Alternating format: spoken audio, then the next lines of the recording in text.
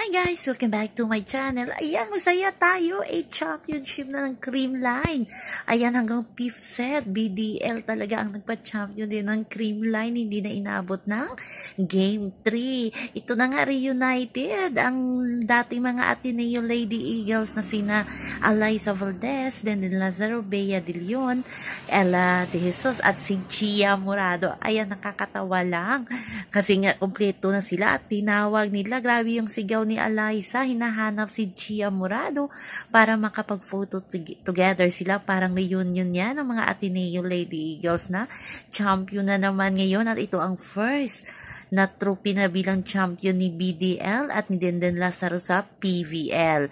So congrats Creamline. Grabe ang iyawa ng mga tao. Hindi na umabot sa Game 3 pero deserve din ng Chocomocho. Congrats din sa Chocomocho. So yun na guys ang ating update. Sa ngayon hanggang sa muli. Bye-bye. Always remember, wag po tayong magpaka-stress.